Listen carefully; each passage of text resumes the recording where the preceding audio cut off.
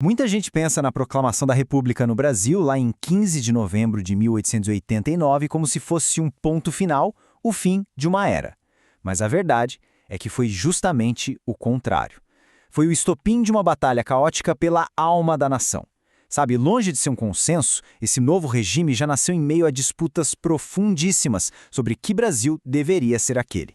E são esses primeiros anos super turbulentos que definiram o país que a gente conhece hoje.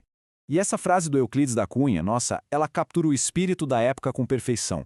Porque com a queda do Império, a palavra virou uma arma de verdade.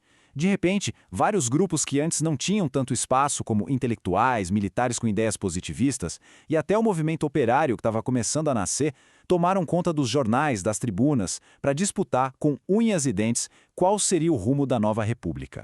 Bom, então o nosso roteiro hoje vai nos guiar por essa jornada. Vamos começar entendendo por que a proclamação foi um projeto de elite. Depois, a gente mergulha na turbulência militar, vê como uma nova identidade nacional foi criada e, finalmente, acompanha o surgimento de novas vozes e ideologias que vieram para desafiar tudo isso. Primeiro ponto, que é fundamental. A República não nasceu de um levante do povo. Foi um projeto de cúpula, uma aliança, digamos, de conveniência entre duas forças principais. De um lado, o exército, que se sentia muito desprestigiado pela monarquia, especialmente depois da Guerra do Paraguai, e do outro lado, os poderosos cafeicultores de São Paulo, que estavam furiosos com a abolição da escravatura de 1888, que eles viam como uma traição, já que não receberam nenhuma indenização pela perda dos seus escravizados. Então, o ponto crucial é esse. A mudança aconteceu lá no topo do poder. A base da pirâmide social brasileira, essa continuou a mesma. E o que isso significa na prática? Que desde o primeiro dia, o novo regime já era contestado. Tinha monarquista querendo a volta do imperador, tinha republicano com visões totalmente diferentes entre si, e logo surgiram novos grupos se perguntando: tá, mas e a nossa república, cadê? Os primeiros anos foram de uma instabilidade tão gigantesca que eles ficaram conhecidos como República da Espada. O poder não estava na mão de civis, mas sim de dois marechais do exército, Deodoro da Fonseca e Floriano Peixoto. E esse período foi marcado não pela paz, mas por uma crise atrás da outra.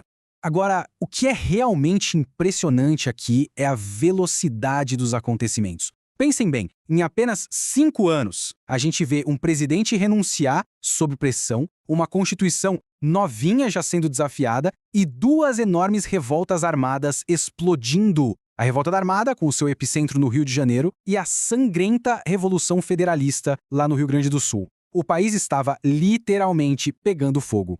E os dois marechais tinham estilos políticos opostos. O Deodoro era mais autoritário, impulsivo.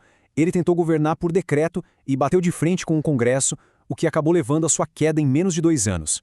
Já o Floriano, o famoso Marechal de Ferro, era muito mais astuto. Ele percebeu que precisava de apoio no Congresso para centralizar o poder e reprimir seus opositores com violência. Isso mostra que a habilidade política era tão importante quanto a força militar naquele momento. E aqui a coisa fica ainda mais tensa. A própria legalidade do governo de Floriano foi posta em xeque. A Constituição, que tinha acabado de ser promulgada, tinha uma regra muito clara para caso o presidente não completasse metade do mandato. A grande questão era, essa regra se aplicava a ele? E aqui está o centro da crise. O texto da Constituição era explícito. Como Deodoro não tinha cumprido nem 2 anos de mandato, a lei exigia novas eleições. Mas o Floriano Peixoto, apoiado por uma parte do Congresso, simplesmente ignorou o artigo e ficou no poder. Foi um ato que consolidou essa imagem dele de marechal de ferro, mas que também inaugurou uma tradição perigosa, né? A de que a lei podia ser, digamos, flexibilizada para servir a interesses políticos. Bom, com o poder consolidado na marra, o regime precisava de algo a mais: legitimidade.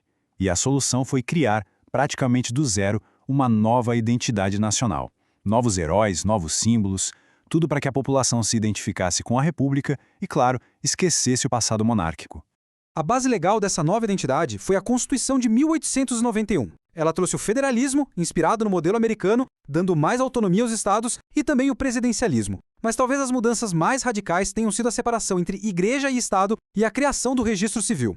Para uma sociedade acostumada com o catolicismo como religião oficial, isso foi uma revolução. Pela primeira vez, coisas da vida civil, como nascimentos, casamentos e mortes, seriam registradas pelo Estado e não mais pela Igreja. Foi um passo gigante na secularização da cidadania.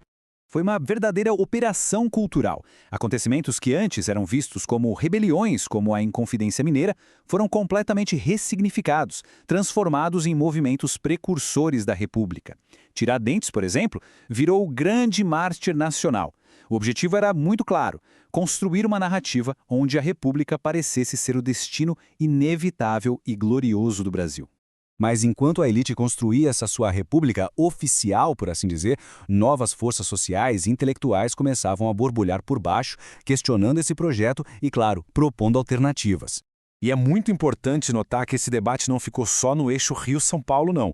Em cidades como Curitiba, lá no Paraná, uma nova geração de intelectuais, conhecidos como os moços, usava os jornais para discutir o futuro do país. Muitos deles eram super influenciados pelo positivismo, aquela filosofia que defendia um governo central forte e técnico, baseado na ordem e progresso, um lema que, não por acaso, foi parar na nossa bandeira. E aqui surge um marco. O jornal A Voz do Povo foi um dos primeiros a articular uma identidade de classe de forma clara. Para eles, povo não era uma ideia abstrata. Povo eram os trabalhadores. A mensagem era bem direta. A República prometeu igualdade e agora é hora de cobrar essa promessa. Pois bem, dentro desse movimento operário que estava surgindo, duas grandes correntes ideológicas entraram em rota de colisão, disputando a estratégia e o coração da classe trabalhadora: os socialistas de um lado e os anarquistas do outro. E para a gente entender a força dessas novas ideias, é preciso olhar para a imigração. Cerca de 70 mil imigrantes. Essa tabela resume bem a diferença fundamental entre eles. Os socialistas, de modo geral, acreditavam em usar as ferramentas do Estado, como partidos políticos e eleições, para conseguir reformas graduais.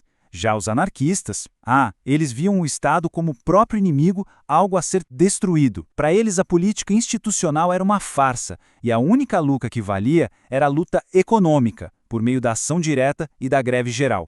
Essa citação, dita no primeiro Congresso Operário Brasileiro, lá em 1906, é fortíssima. Ela mostra a rejeição total, absoluta, dos anarquistas ao sistema político. Na visão deles, negociar com o poder era se render. A única saída era a revolução social, para derrubar os patrões e o Estado de uma vez só.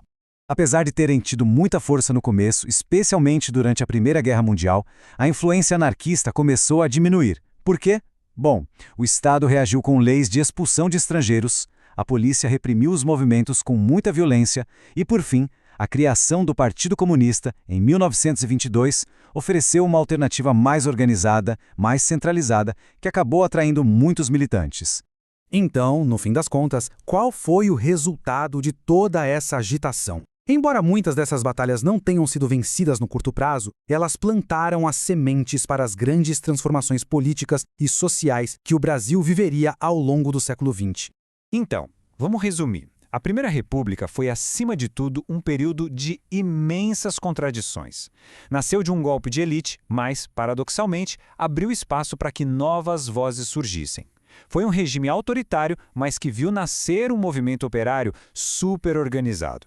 E foi nesse caldeirão de disputas que, mesmo divididos, socialistas e anarquistas começaram a lutar por direitos que se tornariam centrais décadas depois, já na era Vargas. E a gente termina com essa reflexão. As tensões entre um projeto de elite e as demandas populares, a luta por uma cidadania de verdade para todos e o debate sobre qual é o papel do Estado na sociedade, nada disso acabou em 1910. Essas questões ecoam até hoje, mostrando como o nascimento tão conturbado da nossa República continua moldando o nosso presente.